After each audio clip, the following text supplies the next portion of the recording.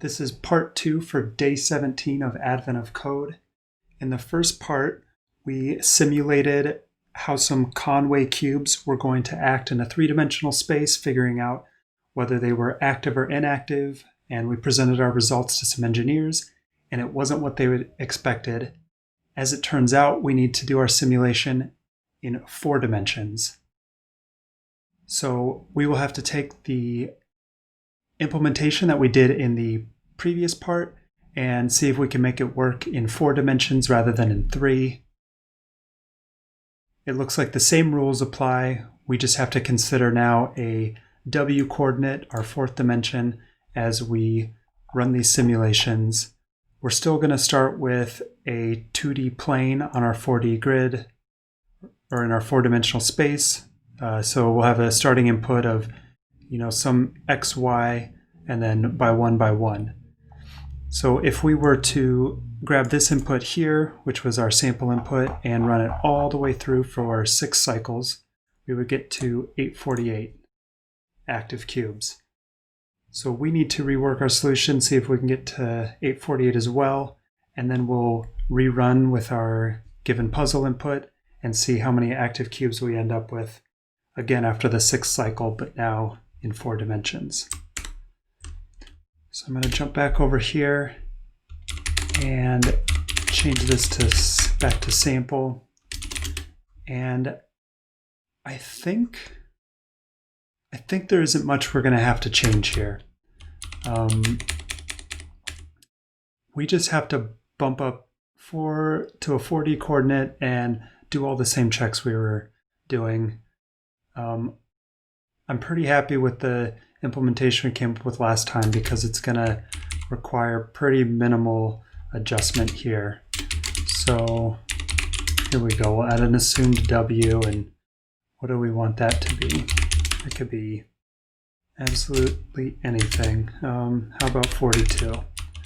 Okay, so we're going to have to sort of regenerate these neighbor chords. So to do that, I'm going to I think we did that in a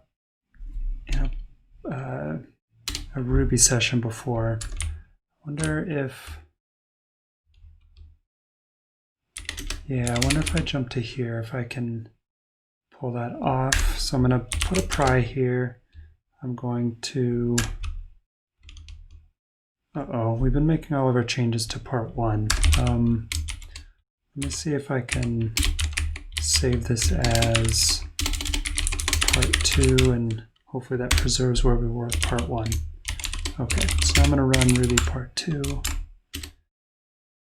We hit that pry, and yes. So we did 26 down to 0, but we're now dealing in 4 dimensions, which means instead of having 3 by 3 possibilities in 2 dimensions, or 3 by 3 in 3 dimensions, we're now at 3 by 3 by 3. So we will take that and we'll do 80 down to 0, which is 81 positions. And we will, I think to S3, are we still, I think we still want 3 because it's either -1, 0, or +1. So that's the right encoding for our values. But we now need to R-adjust them to 4 because going up to 81 is going to get us into a 4th digit. And I think the rest is just going to work. Yeah, that looks right. So what's the best way for me to get that into my paste buffer? I don't know if this is going to work, but let's try it. Yep. Here we go. A little bit further, and got it.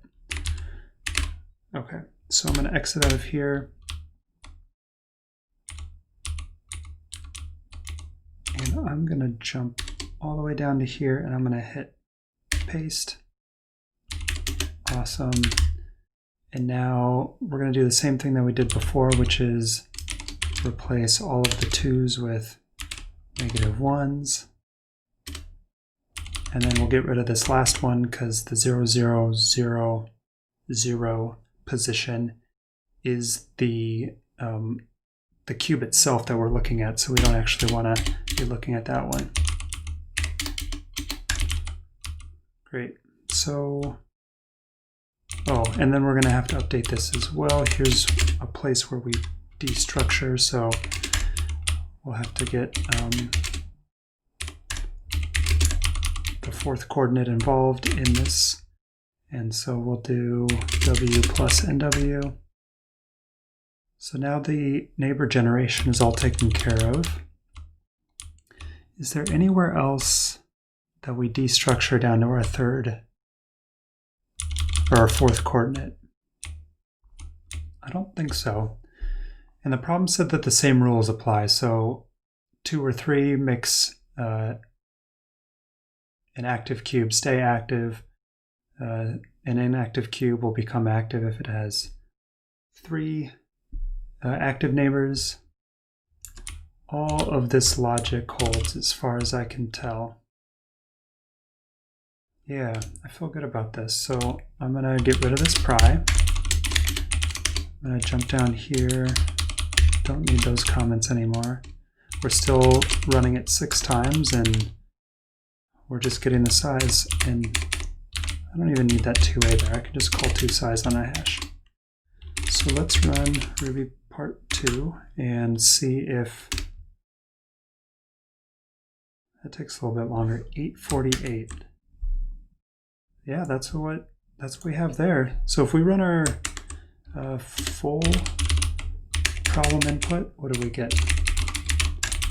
Because I think we might have our answer already. Give it a second to run. It's got a lot of states to check. 2340. That's a good number. I like the look of that. Do we have our second gold star for the day? All right, we do. That was pretty quick. Awesome. I'm glad that dovetailed well with our solution from part 1. That made for a quick solution here. Thanks for watching, and we will see you tomorrow for day 18.